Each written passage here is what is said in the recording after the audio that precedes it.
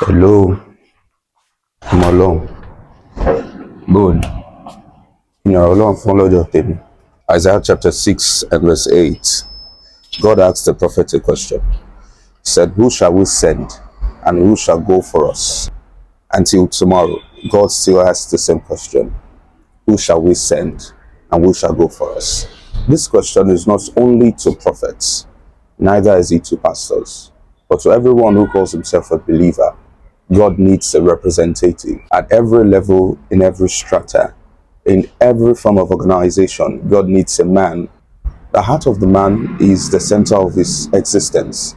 And if a man's heart is yielded to God, it means that God has a man that can speak for him, that can work for him, and can act on his behalf. And that is why God is after your heart as a Christian. What God expects of you is that you represent him. And how do you do that? By bringing his counsel to bear, putting his wisdom to display in all that you do. The Bible says that God confirmed Jesus, and he said concerning him, this is my beloved son, in whom I am well pleased. The reason why he was pleased with this his beloved son was not because he was just a man, but he was a man who executed the counsel of God everywhere he goes. I want you to notice that everywhere you find yourself as a believer, it is not a mistake. And the platforms that you have, by platform, I mean the place where you work, it is supposed to be an opportunity for you to advertise the Christ.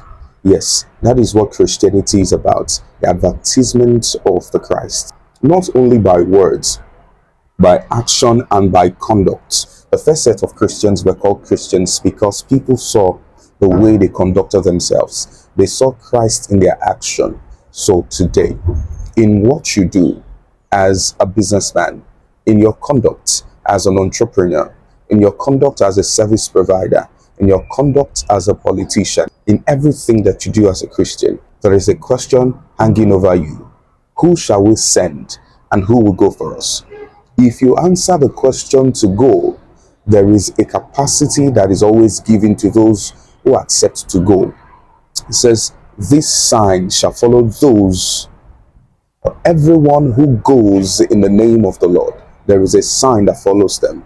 Beyond the sign, there is a wisdom to do, a capacity to do, an empowerment to do.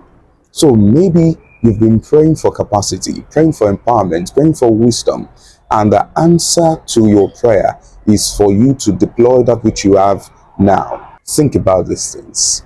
That's the word of the Lord for you today. Wow, okay.